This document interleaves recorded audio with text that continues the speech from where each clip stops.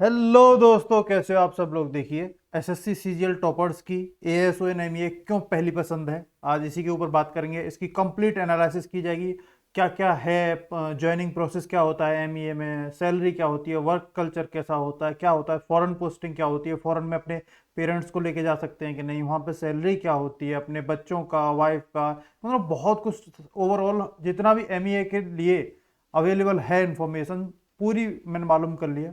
एक दो जो दोस्त हैं जो एमबीए में वर्किंग है एएसओ, उनसे बातचीत करके वो सब करके पूरी इंफॉर्मेशन इकट्ठी की है। और इसमें पूरा डिटेल में बात करी जाएगी। आपको पूरी कंप्लीट नॉलेज मिल जाएगी एएसओ एंड एमईए क्या है, क्यों इतनी पहली पसंद है, ज्वाइनिंग प्रोसेस क्या होती है जब आपका सिलेक्शन हो जाता है, वो भी पूरी कंप्लीट करूंगा। इसके अलावा इसकी पीडीएफ जो मैं बनाने वाला, ये बताने वाला हूँ आज पूरी वीडियो, उसकी पीडीएफ मैं टेलीग्राम पर डाल दूंगा। अगर पहली बार आप देख रहे हैं तो डिस्क्रिप्शन में लिंक मिल जाएगा, वहां से जाके आप ये पीडीएफ भी डाउनलोड कर सकते हैं। ठीक है दोस्तों, शेडलस चौधरी स्टार्ट करते हैं दोस्तों। देखिए, एसएससी सीजीएल 2018 का भी रिजल्ट आया, फाइनल रिजल्ट। उसमें एक बहुत कम कमाल की बात ये देखने को मिली थी कि टोटल वैकेंसीज 90 थी सीजीएल 2018 में, और यूआर की 45 वैकेंसीज थी। और जो लास्ट सिलेक्शन हुआ था, टॉपर्स की बहुत हॉट फेवरेट पोस्ट है, आप जानते ही हैं। यूआर में लास्ट 108 पे ओवरऑल सिलेक्शन हो गया था। लास्ट यूआर का बंदा, मतलब जो 9 कैटेगरी का ही था और कैटेगरी 9 पे ही लगा था, वो लास्ट 108 पे लेके गया था ओवरऑल। फिर जो भी अलग अलग कोटे होते हैं उनके थ्रू जो लास्ट सिलेक्शन हुआ था वो इतने पे हुआ था। वो कोटे वोटे वालों का होता जो भी है, बट यूआर में ये इतने पे गया था। तो आप देख सकते हैं 100 200 पे जाके खत्म हो जाती है। तो इतनी हॉट फेवरेट क्यों है, क्यों इतना ऐसा है कि 20 में से। और वो वाली जो है वीडियो मैंने बना के डाली हुई है, आई होप आपने वो देख ली होगी, जिसमें टॉप 100 जो ऑल इंडिया रैंक सीजीएल 2018 में थे, उनकी टॉप क्या चॉइसेस थी, टॉप 5 पोस्ट उसमें निकल के आई थी। वो 5 पोस्ट वाली वीडियो आप देख लीजिएगा। बाकी मैं कोशिश करूंगा आई बटन पे वो प्रोवाइड करा दूं। बहुत इंटरेस्टिंग वीडियो है दोस्तों, वो डाटा बहुत अच्छे से उसमें समझने का। ठीक है, तो ये हुआ। और इसके अब जैसे सिलेक्शन हो जाएगा उसके बाद होगा क्या, देखो पहले तो यही बात कर लेते हैं होगा क्या, फिर क्यों फेवरेट है, वो सब हर चीज़ पूरी बताऊंगा। तो देखो, ज्वाइनिंग लेटर अभी जब जैसे आपका सिलेक्शन हो जाएगा, उसके बाद ज्वाइनिंग लेटर की प्रोसेस स्टार्ट होगी। उससे पहले क्या होगा कि आपका पुलिस वेरिफिकेशन किया जाएगा, आपके एड्रेस वगैरह का और आपके डॉक्यूमेंट्स वगैरह का। इसके साथ ही साथ आईबी का भी वेरिफिकेशन होगा, इंटेलिजेंस ब्यूरो भी वेरीफाई करेगी हर चीज़, क्योंकि देखो बहुत सेंसिटिव डिपार्टमेंट है, बहुत सारे गवर्नमेंट ऑफ इंडिया के वो सब होते हैं, बहुत ज़्यादा डिटेल बता नहीं सकते, आप ही समझते हैं। तो आईबी और पुलिस का डॉक्यूमेंट वो पूरा वेरिफिकेशन करेंगे, और जब वो वेरिफिकेशन करके क्लियर कर देंगे कि हाँ उनका क्लियरेंस मिल जाएगा, तो जो एमई है वो तुम्हें भेजेगा ज्वाइनिंग लेटर कि हाँ जी आप आइए, आके ज्वाइनिंग करिए। ठीक है, तो जैसे ही आप जाएंगे तो आपको वहाँ पे जीएलएन भवन नई दिल्ली ज्वाइन करना होगा, रिपोर्ट करना होगा। उसके बाद तुरंत ऐसी इमीडिएट ट्रेनिंग नहीं होती, पर क्या होता है कि 30 दिन की ट्रेनिंग होती है जब आपको फॉरेन जाना होता है। वो भी मैं बताऊंगा कैसे क्या, क्योंकि 2 साल के बाद ही एलिजिबल हो सकते हो, 2 साल की सर्विस आपको करनी जरूरी होती है। उसके बाद आप एलिजिबल होते हो फॉरेन जाने के लिए। ठीक है, तो वो जो फॉरेन जाओगे उससे पहले आपको 30 दिन की ट्रेनिंग करनी जरूरी होती है। वो ट्रेनिंग होती है इंडियन फॉरेन इंस्टीट्यूट है, ये देखो ये रहा, फॉरेन सर्विस इंस्टीट्यूट। इसमें ट्रेनिंग कराई जाती है आपकी 30 दिन की, जिसमें वो जिस कंट्री में आप जा रहे हो, फॉर एग्जाम्पल आप यूके में जा रहे हो, यूएसए में जा रहे हो, या फिर इटली में जा रहे हो, फ्रांस में जा रहे हो तो फ्रांस में जा रहे हो तो फ्रेंच सीखनी पड़ेगी आपको, जर्मनी जा रहे हो तो जर्मन सीखनी पड़ेगी, रसिया जा रहे हो तो रशियन सीखनी पड़ेगी। तो वो फॉरेन लैंग्वेज प्रोफिशिएंसी टेस्ट जो होता है वो पास करना होता है आपको, और वो मैंडेटरी होता है, तभी फॉरेन पोस्टिंग मिलेगी। ठीक है, और वो इस 30 दिन में ही करना होता है, और ये सब कुछ करना होता है। तो बहुत ज़्यादा वो जो 30 दिन की ट्रेनिंग होती है वो सब होता है, वो काफ़ी हेक्टिक होता है। तो बी रेडी फॉरेन जाने के लिए। पहले तो 2 साल आपको यहीं पे काम करना पड़ेगा ज्वाइनिंग के बाद, और तो 2 साल के बाद अगर फॉरेन जाना हो, जिस भी कंट्री को आपको मिल रही होगी उस कंट्री की फॉरेन लैंग्वेज प्रोफिशिएंसी टेस्ट आपको क्लियर करना पड़ेगा। ठीक है दोस्तों, तभी आपको फॉरेन पोस्टिंग मिलेगी। आई होप ये आपको क्लियर हो गई हो। ठीक है, बहुत छोटा टाइम मिलता है सीखने के लिए, इसलिए बहुत हेक्टिक होता है। इसके बाद बात करते हैं कल्चर की, ऑफिस की कल्चर की। देखो, एसएससी सीजीएल में किसी भी पोस्ट से इतना बेस्ट ऑफिस और वर्क कल्चर नहीं मिलेगा जितना एएसओ एंड एमई मिलता है। ये देखिए, ये ऑफिस वगैरह कुछ ऐसी होती है। अब ज़्यादा डिटेल अंदर की फ़ोटो वगैरह कोई भी नहीं बता सकता ना दिखा सकता, बट एक छोटा सा वो दिखा दे रहा हूँ। कुछ ऑफिस का एक रिसेप्शन एरिया का वो फ़ोटो है, आप देख सकते हैं। ये रिसेप्शन एरिया का फ़ोटो है, तो किस लेवल पे होगा। जो इंडिया की टॉप बेस्ट कंपनी होती है ना, मल्टीनेशनल कंपनी, उनसे किसी भी हालत में कम नहीं पाएगा, इतना बेस्ट इंफ्रास्ट्रक्चर रहता है। वर्क कल्चर और सब कुछ बहुत बेहतरीन। इसके अलावा इसका एक बहुत प्लस पॉइंट है कि जैसे सिलेक्शन हो जाएगा 45 से 60 दिन के अंदर अंदर इसकी ज्वाइनिंग आ जाती है। तो अभी 1 अप्रैल को रिजल्ट आया है, तो आप देख लीजिए मई एंड तक जहाँ तक है ज्वाइनिंग ऑलमोस्ट आ जाएगी एमईए वालों की। तो बहुत फास्ट ज्वाइनिंग देते हैं, इसलिए भी बहुत फेमस है और बहुत बेहतरीन वर्क कल्चर है। और पूरा डिटेल में बात करने वाले हैं कि एक चीज़ वर्क की बात करी जाए तो देखिए 5 डेज ए वीक वर्क है, 9 to 5 वाली जॉब है। और जो केबिन ऑफिस वगैरह होती हैं कुछ थोड़ा सा आप देख सकते हैं, कुछ ऐसे आपके जैसे ही एमएनसी वगैरह में होते हैं अपने अलग अलग केबिन और फिर जो भी काम करना होता है वही। ठीक है, वर्कलोड की बात करें तो ये डिपेंड करता है कि कौन से आपके सेक्शन में डिपार्टमेंट में आपको अलोकेट हुआ है, उस डिपार्टमेंट टू डिपार्टमेंट और सेक्शन टू सेक्शन ये वर्कलोड है वो वेरी करता है। किसी में ये नहीं कह सकते कि नहीं बहुत हाई वर्कलोड है, किसी में ये नहीं कह सकते बहुत कम वर्कलोड है। ठीक ठाक रहता है, मतलब ऐसे कोई टेंशन वाली बात नहीं होती। जिन्होंने थोड़ी बहुत भी प्राइवेट जॉब की है ना उनको एकदम से जन्नत महसूस होगी। मेनली जो काम होता है वो नोटिंग ड्राफ्टिंग और कम्युनिकेशन जो भी होता है उनके हेड ऑफ ऑफिस का, उसी से जो भी कम्युनिकेशन करनी होती है जो भी चीज़ के बारे में वो सब होता है, और नोटिंग और ड्राफ्टिंग होता है फाइल वगैरह का। मेन काम वही है जितनी भी मिनिस्ट्रियल पोस्ट हैं उन सभी का। ठीक है, इसके अलावा बहुत बच्चों को एक कन्फ्यूजन रहता है कि हमने मान लीजिए सीएसएस की तरह हम हमेशा के दिल्ली में रहना चाहें तो वो भी रह सकते हैं, बिल्कुल रह सकते हैं, कोई दिक्कत नहीं है। और इससे अगर आप चूज करते हो कि नहीं मुझे दिल्ली रहना लाइफ टाइम, इससे आपके प्रमोशनल एस्पेक्ट्स पर कोई भी फर्क नहीं पड़ेगा, जीरो फर्क पड़ेगा, ये समझ लिए बिल्कुल जीरो, कोई भी फर्क नहीं। जैसे आपका प्रमोशन होना है बिल्कुल वैसे ही प्रमोशन होगा, उसमें कोई दिक्कत नहीं, और लाइफ टाइम आप रह सकते हो दिल्ली में। ठीक है, उसमें कोई दिक्कत नहीं है। तो ये एक और ऑप्शन है जो सीएसएस की तरह आप यहाँ पे भी रह सकते हो। इसके अलावा वर्क कल्चर का तो है ही। इसके अलावा जो और चीज़ है वो ये है कि बहुत बेहतरीन जब आप अलग अलग उसमें जाते हो तो बहुत वीवीआईपी से मिलने का मौका मिलता है। इंडियन फॉरेन डेलीगेट्स वगैरह जो भी आते हैं, हम यहाँ से जाते हैं जो इंडियंस उनके साथ जाते हैं फॉरेन वगैरह में, तो बहुत ही मतलब एक लेवल पे आप पहुँच जाते हो कि जहाँ पे आपको अच्छे लोगों से मिलने का मौका मिलता है। ठीक है, बाकी और अभी एक एक टॉपिक पूरा डिटेल में बताऊंगा, हर चीज़ आपको पूरी जानकारी दी जाएगी। ठीक है, अब बात करते हैं सैलरी की। तो फॉरेन पोस्टिंग में देखिए अगर दिल्ली में आप पोस्टिंग लोगे जब इनिशियली तो आपकी जो ग्रॉस सैलरी बनेगी वो 63,000 के आसपास बनेगी। ठीक है, अप्रॉक्स।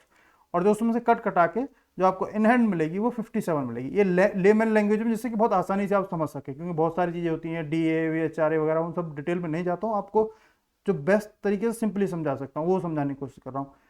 ग्रॉस इतनी बनेगी और नेट इन हैंड आपको इतने के आसपास मिलेगी दिल्ली में। लेकिन जैसे ही आप 2 साल बाद फॉरेन के लिए एलिजिबल हो जाओगे और फॉरेन पहुंच जाओगे, फॉरेन के लिए पोस्टिंग मिलेगी, तो देखिए वहाँ पे बेसिक पे होती है प्लस फॉरेन अलाउंसेस मिलते हैं। ये डिपेंड करते हैं प्राइस इंडेक्स उस कंट्री के पे। ठीक है, और हर एक कंट्री का डिफरेंट होता है।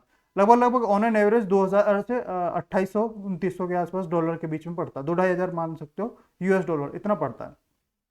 उसको रफली वो करें तो लगभग 2 से 2.5 लाख इंडियन रुपीज़ में इनकम ये पड़ जाती है पर मंथ की। ठीक है, ये मंथ की बात कर रहा हूँ, 2 से 2.5 लाख पर मंथ। और ये टोटल लीगल मनी है और ये टैक्स फ्री होती है, इस पर कोई टैक्स नहीं लगता। कमाल की बात यह है कि और सब उनमें टैक्स लगेगा, इस पे आपकी जो आपको मिल रही है ये टैक्स फ्री है, इस पर कोई टैक्स नहीं लगेगा। तो जो कि बहुत ही, आप ये मानिए कि सीजीएल के थ्रू किसी भी पोस्ट में इतनी सैलरी नहीं मिल सकती, लीगल मनी वाइट मनी जिसे कहते हैं, इतनी मिल ही नहीं सकती किसी में, हाईएस्ट सैलरी है इसकी। ठीक है, तो इसलिए भी है ये, इसीलिए लोग और प्रेफर करते हैं इसको एमईए को, क्योंकि वहाँ वाइट सेल लीगल मनी मिल रही है, वो काफ़ी अच्छी मिल रही है, आपको अलग अलग दुनिया भर की कंट्रीज़ घूमने को मिल रहे हैं। इसके अलावा इतना बढ़िया वर्क कल्चर है, इतनी अच्छी मिनिस्ट्री का एटमॉस्फेयर है, बहुत कुछ है। ठीक है, और जो बेनिफिट्स हैं जो इसमें मिलते हैं, जिन वजह से लोगों की बहुत हॉट फेवरेट बनी हुई है, वो सारी समझ में आएंगी क्यों बनी हुई है।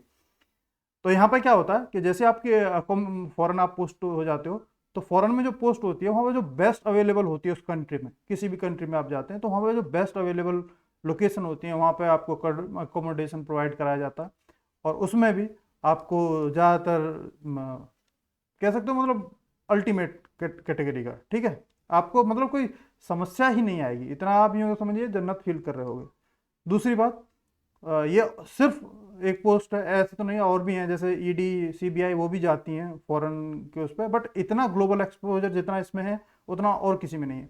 सीबीआई या ईडी वगैरह ये जाएंगे, इसमें जो लगते हैं लोग वो भी जाते हैं फॉरेन टूर पे तो नहीं जाते, मतलब कोई केस होता है या किसी को को लाना होता है या ऐसे उन केसेस में जाते हैं वो, बट इतना नहीं जा सकते जितना ये, तो काफ़ी लंबे लंबे टाइम के लिए जाते हैं। पूरी डिटेल में आज बात करी जाएगी, ठीक है। स्टैंडर्ड ऑफ जो लिविंग है आपका, अचानक से ही जैसे आप सिलेक्शन लेते हो, आप यकीन मानो अचानक से अगर आप यहाँ पे थे, स्टैंडर्ड ऑफ लिविंग आपका ये था, सिलेक्शन के बाद ज्वाइनिंग वाइनिंग के बाद 3-4 साल के बाद आप यहाँ पे हो जाओगे, इतना डिफरेंस आ जाएगा। अल्टीमेट लिविंग लाइफ सब आपकी बेहतरीन हो जाएगी। और वो क्यों होगी, उसमें क्या क्या चीज़ें हैं वो सब मैं बताऊंगा, ठीक है। जब आप फॉरेन में होते हो या यहाँ पे भी होते हो, तो 3 BHK फर्निश्ड फ्लैट का जो रेंट होता है वो आपको दिया जाता है। अगर आप उनके उससे नहीं लेते, अगर अपने आप से लेना चाहते हैं, तो उसका इतना रेंट आपको मिलता है, जो कि बहुत अच्छा अमाउंट होता है। बस इन डिटेल में एग्जैक्ट बताना भी पॉसिबल नहीं है, बट आप समझिए बहुत अच्छा होता है। इसके अलावा आपको 5 स्टार मेडिकल फैसिलिटीज़, और आपको और आपके पेरेंट्स को, दोनों को, आप इंडिया में हो या फॉरेन में हो, जिस भी कंट्री में हो, मान लीजिए फॉर एग्जांपल USA सबसे बेस्ट केस ही लेके चलते हैं सब। हालांकि इसमें अफ्रीका भी आता है, इसमें बांग्लादेश पाकिस्तान भी आते हैं, अफगानिस्तान भी आता है, सारे कंट्रीज आते हैं, साउथ अमेरिकन कंट्रीज भी आते हैं, सब कंट्रीज आते हैं, पूरी दुनिया में हर जगह जाते हो, ऐसा ही नहीं है कि सीधा USA ही जाते हो। बट जिस भी कंट्री में जाओगे, वहाँ की जो बेस्ट अवेलेबल मेडिकल फैसिलिटीज़ होंगी वो आपको, और अगर आपके अपने परिवार वालों को, जैसे मम्मी पापा को आप लेके जाओगे, तो उनको दोनों को आपको बेस्ट मेडिकल फैसिलिटीज प्रोवाइड कराई जाएंगी उस कंट्री की, ठीक है। और ये इसमें वो है कि आपके पेरेंट्स आप पर डिपेंडेंट होने चाहिए, तभी केस है। अगर वो डिपेंडेंट नहीं है, अगर वो खुद सेल्फ एम्प्लॉयड है या कुछ कमा रहे हैं, तो फिर आपको अपने बेस पे उनका मेडिकल फैसिलिटीज़ का खर्चा वहन करना पड़ेगा, लेकिन मेडिकल फैसिलिटीज़ आपको तभी भी मिलेंगी, ठीक है। तो आप देख सकते हैं कितनी की सारी चीज़ें, आप देखते जाइए, आप एक से एक इतने सारे बेनिफिट्स हैं और इतनी सारी चीज़ें हैं, तो आपको समझ में आएगा क्यों है ये, क्यों टॉपर सारे इसके पीछे इतने, मतलब क्रेज है इसका, इस पोस्ट का, ठीक है। इसके अलावा आपको एक बहुत ही डिप्लोमेटिक पर्क्स जो होती हैं वो देखने को मिलती हैं, जैसे कि आपको एक डिफरेंट पासपोर्ट मिलता है। जैसे आप इसके लिए सेलेक्ट होते हो, वाइट कलर का आपको पासपोर्ट अलॉट हो जाता है, और उसके बहुत सारे बेनिफिट हैं। जब आप फ्लाई करोगे तो आपको समझ में आएगा। अभी ज़्यादा चीज़ें नहीं बता सकते, आप जानते हो ये ऐसी पोस्ट है, इतना सेंसिटिव चीज़ें हैं ना इसकी, तो आप बहुत ही लिमिटेड चीज़ें आप पब्लिक प्लेस में, पब्लिक डोमेन में रख सकते हो। बस ये मैं कह रहा हूँ, वाइट कलर का जो पासपोर्ट होता है उसकी जो वैल्यू होती है, उसकी जो रिस्पेक्ट होती है, देखो 3 होते हैं। एक तो होता है ब्लू कलर का, जो हर कॉमन इंडियन को मिलता है, एक वाइट कलर का जो MEA में काम करते हैं, और एक होता है रेड कलर का जो टॉप डिप्लोमेट्स को दिया जाता है, ठीक है। तो ब्लू कलर का काफ़ी है, फिर वाइट कलर के एकदम से आपकी रिस्पेक्ट बढ़ जाती है, सब कुछ बढ़ जाती है, वो आप जब फील करोगे, जब आप लेके उस वाइट कलर के सर जाओगे तो, ठीक है। इसके अलावा आप अपने, बहुत सारे लोगों का ये क्वेश्चन रहता है, और ये मुझे पता है फिर भी पूछेंगे इतना बता देने के बावजूद, कि हाँ आप अपने पेरेंट्स को अपने साथ फॉरेन पोस्टिंग पे ले जा सकते हो, ठीक है। कुछ एक्सेप्शन है, जैसे जो नॉन फैमिली स्टेशंस हैं, जैसे लाइक सीरिया, इराक, ऐसे कंट्रीज पे फैमिली अलाउड नहीं है, तो वहाँ पे नहीं ले जा सकते। बाकी जहाँ पे फैमिली स्टेशंस हैं, वहाँ कहीं पे भी आप अपने पेरेंट्स को, अपने मम्मी पापा को लेके जा सकते हो, घुमा सकते हो उन्हें, ठीक है। तो जब भी आप फॉरेन पोस्टेड होते हो, तो आपके जो अलाउंसेस होते हैं वो इतने होते हैं कि आप एक ठीक ठाक, मतलब अच्छी लाइफस्टाइल आप मतलब वहन कर सकते हो। उस कंट्री में जाओगे, बहुत अच्छी लाइफस्टाइल वहन कर सकते हो। इसके अलावा आपके बच्चे, जब अगर कल को जैसे शादी वादी हो जाती है, आपके बच्चे हो जाते हैं, उनकी स्कूल फी और हेल्थ इंश्योरेंस पूरा कवर होता है गवर्नमेंट ऑफ इंडिया की ओर से। फॉर एग्जाम्पल मान लीजिए आप यूके में पोस्टेड हैं, और यूके का एक जब जहाँ पे भी जब जाते हैं, तो वहाँ के जो बेस्ट स्कूल्स होते हैं, टॉप स्कूल्स, उसमें एजुकेशन आपके बच्चों को प्रोवाइड कराई जाती है, और उस सब का गवर्नमेंट ऑफ इंडिया देखती है। हेल्थ इंश्योरेंस भी आपका पूरा गवर्नमेंट ऑफ इंडिया देखती है। तो बहुत सारी चीज़ें, ट्रांसफर्स, तो टेंशन लेने की कोई बात नहीं है, गवर्नमेंट बहुत अच्छा आपका मैनेजमेंट रखती है। क्या है, पूरी जो भी शिफ्टिंग होगी रेजिडेंस प्रोसेस की, पूरा logistic support government of India की ओर से प्रोवाइड कराएगा, वो सारे आप कराएंगे। वो आपके सारे, मतलब जो भी आपकी बिलोंगिंग्स हैं, जो भी आप चाहते हो कि ये यहाँ से जिस भी कंट्री में आप पोस्टेड हो रहे हो वहाँ पहुँचा दी जाए, वो पूरी अपने आप गवर्नमेंट ऑफ इंडिया इतने बेहतरीन तरीके से, इतना स्मूथ प्रोसेस होता है, पता भी नहीं चलेगा, इतनी बढ़िया तरीके से आपकी पूरा जो है शिफ्टिंग हो जाएगी, ठीक है। कहीं बिल्कुल टेंशन लेने की बिल्कुल ज़रूरत ही नहीं पड़ेगी, परेशान होना ही नहीं बिल्कुल। जब आप फॉरेन वगैरह में होते हो या सब होते हो, तो आप जैसे उस कंट्री में कोई शूटिंग वूटिंग के लिए जाते हैं, या कुछ, मतलब जो भी इंडिया के बड़े बड़े लोग जाते हैं, उनसे आपको ऐसे मिलने का भी मौका मिलता है। ये सो वगैरह सर हैं, अलग अलग ऑफिसर्स हैं, ठीक है। तो ऐसे मिलने का मौका मिलता है। इसके अलावा कुछ और डिटेल है फॉरेन पोस्टिंग के बारे में मैं आपको बता देता हूँ। तो जो नए रिक्रूटी होते हैं, जैसे मैंने बताया था, 2 साल की सर्विस ज्वाइनिंग करने के बाद ही एलिजिबल होंगे फॉरेन जाने के लिए, मैं पहले बता चुका हूँ। इसके अलावा जो टेन्योर होगा फॉरेन पोस्टिंग का वो 3 साल का होगा, ठीक है। और उसको आप 2 कॉन्जिक्यूटिव फॉरेन पोस्टिंग ले सकते हैं, मतलब 6 साल। 2 साल बाद आपने जैसे ज्वाइन किया, 2 साल बाद एलिजिबल हो गए, 30 दिन का वो ट्रेनिंग वगैरह हुई, उसके बाद एक कंट्री में गए, 3 साल के लिए रहे, फिर दूसरे कंट्री में आप जा सकते हैं 6 साल। तो मतलब 6 साल आप रह सकते हो लगातार बाहर। उसके बाद फिर आपको आना पड़ेगा वापस दिल्ली हेडक्वार्टर में, और फिर 2 साल यहाँ सर्विस आपको फिर से करनी पड़ेगी, और फिर से आप दोबारा एलिजिबल हो जाओगे नई फॉरेन पोस्टिंग के लिए, ठीक है। आई होप ये समझ में आ गया हो फॉरेन पोस्टिंग होती कैसे, प्रोसेस क्या है, और एक बार होने के बाद फिर दोबारा कैसे होती है, वो भी एलिजिबिलिटी वगैरह मैंने बता दी है। इसके अलावा अगर आप हार्ड स्टेशन में पोस्ट होते हो, जैसे मान लीजिए इराक हो गया, अफगानिस्तान हो गया, तो वहाँ पर जो 2 साल की सर्विस है, या नॉन फैमिली स्टेशन, वहाँ पर 1.5 साल की सर्विस, मान लीजिए सीरिया का भी इशू आता है, वो नॉन फैमिली स्टेशन है, तो वहाँ पर 1.5 साल की जो सर्विस है उसको अगर आप कर लेते हो ऐसी, तो आपको 5 से 6 फॉरेन पोस्टिंग आपके जो लाइफ टाइम है, मतलब जो 30 साल की सर्विस है, उसमें 5 से 6 आराम से आपको फॉरेन पोस्टिंग मिल जाती है। अब आप सोच लीजिए 3-3 के साल के हिसाब से 6 भी, मतलब 18-19 साल अगर आप 30 साल में से वहाँ रह ले रहे हो, काफ़ी लंबा टाइम है। बाहर आप काफ़ी दुनिया भर घूम सकते हो, काफ़ी दुनिया घूम सकते हो इतने में, ठीक है। आई होप आपको बहुत कुछ क्लियर हो गया होगा फॉरेन पोस्टिंग वगैरह के मामले में, ठीक है। प्रमोशनल एस्पेक्ट्स की बात कर देते हैं जी, एएसओ की। तो फर्स्ट जो होते हैं प्रमोशन, वो होता है एसओ का, सेक्शनल ऑफिसर। वो 4 से 5 साल में हो जाता है हालांकि, बट आप अगर डिपार्टमेंटल एग्जाम करोगे क्लियर, तब 4-5 साल में। अगर डिपार्टमेंटल एग्जाम नहीं क्लियर करोगे तो एसओ बनने में 12 से 13 साल कम से कम लगेंगे, ठीक है दोस्तों। ये डिपार्टमेंटल एग्जाम क्लियर करने पे बनते हैं 4-5 साल में। एग्जैक्ट फिक्स नहीं है कि इतना है तो इतना ही बोल दिया, इतना थोड़ा बहुत ऊपर नीचे हो सकता है, नाराज मत होना। और इसमें कमाल की बात यह है कि 2015 से एसओ का डिपार्टमेंटल एग्जाम हुआ नहीं है, क्योंकि कुछ पेंडिंग कोर्ट केसेस चल रहे हैं इस वजह से, ठीक है। आई होप आपको ये समझ में आ रही हो, इससे ज़्यादा डिटेल में नहीं बता सकता, बट समझना, ठीक है। इसके बाद जो सेकंड आपका जो प्रमोशन होगा वो अंडर सेक्रेटरी पे होता है। इसके बाद उसके लिए 9 से 12 साल लगते हैं, ठीक है। इसके बाद 9 से 12 साल लगते हैं।